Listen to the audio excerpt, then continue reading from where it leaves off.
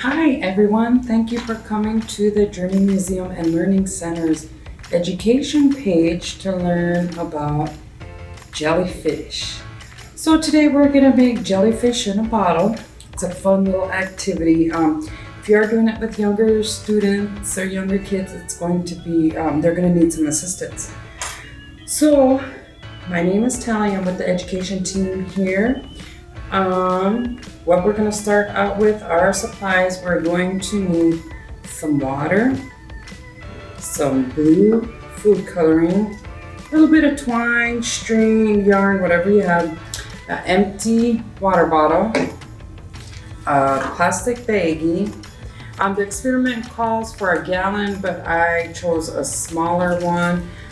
It's best if you get the cheapy ones with no writing on them, and you'll see why.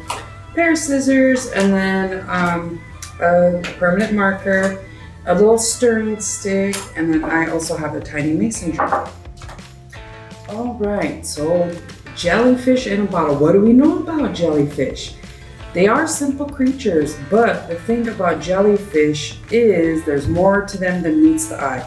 They've been around for at least 600 million years, making them some of the oldest creatures here on our lovely Mother Earth. And they also adapt to live in almost nearly every condition that the ocean throws their way, you know. So they're pretty strong creatures. Unlike more specialized species, they can tolerate a wide range of ocean conditions, which, you know, they're also pretty. I like pretty things. They're also pretty when they light up in the ocean and float up to the top.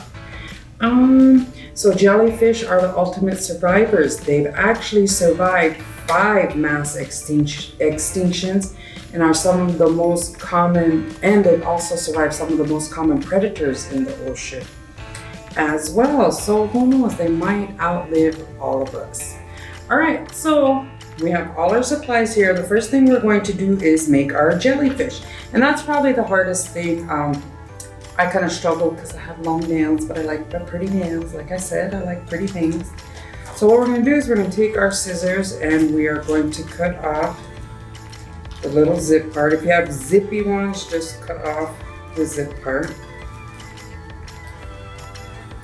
This will actually help your younger child if they're working on their fine motor skills on cutting. This is a STEAM project. So what is STEAM? Science, technology, engineering, art, and math. So we're just going to cut on all 4 sides. What we're basically doing is cutting the Ziploc. So I'm gonna put that aside. Once we've cut it all, you'll have your clear square like this. So we're gonna make our jellyfish.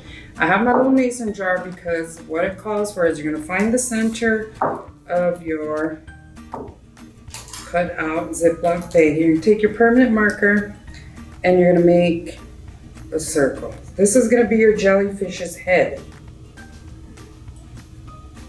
So that is centered.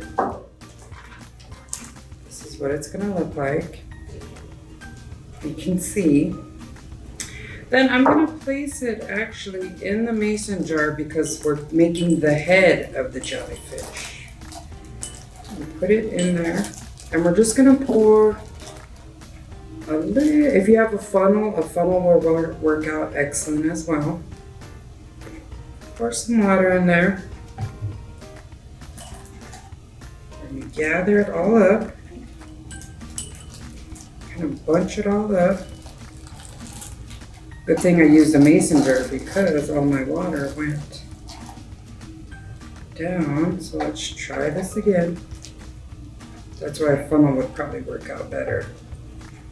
Now if you're wondering why I have a piece of paper down, I always like to just put something down on the table to protect, or whatever you're working with, to protect it so that you don't make a big mess. So then you're going to bunch it all up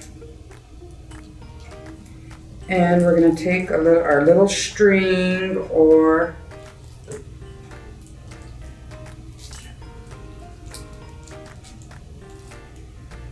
so we have the head of our jellyfish. We're gonna take our twine and we are going to wrap it around, because we're creating our jellyfish right now. And we're just gonna pull it tight so nothing leaks out. Tie it a few times to seal it.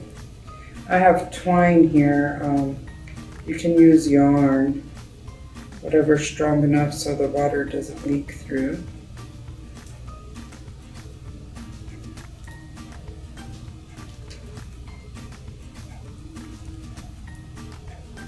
And you're just going to keep tying.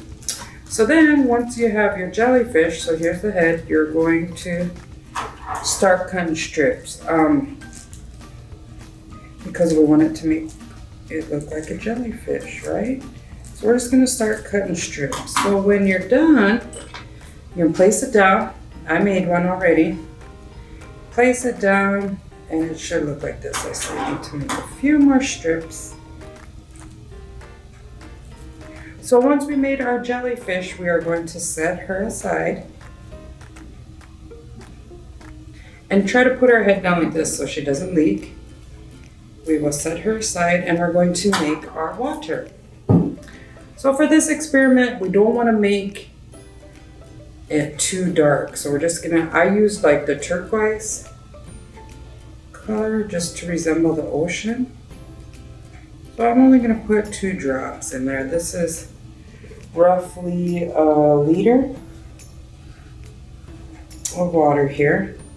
And I use 2 drops of food coloring. I'm gonna stir it.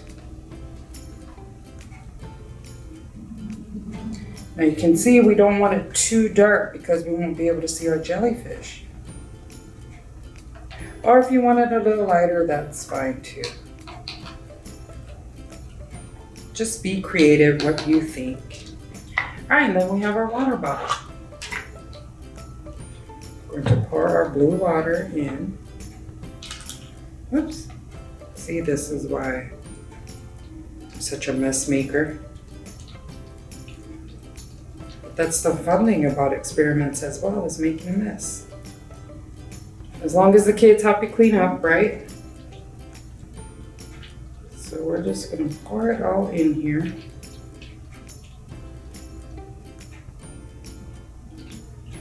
Make sure it's all in there.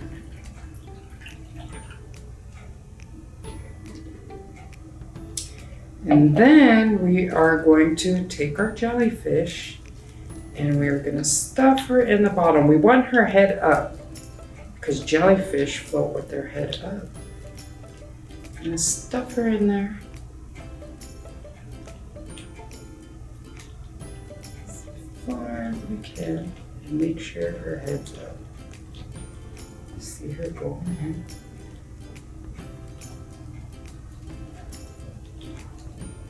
Dropped in. So we are going to swirl it around.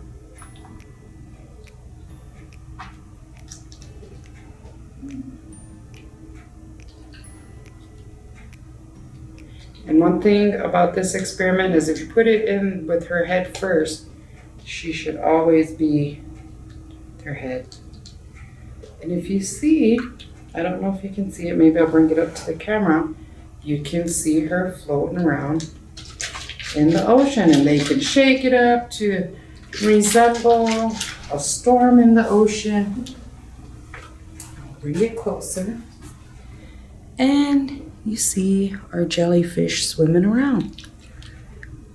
And that is our jellyfish in a jar. Thanks for tuning in.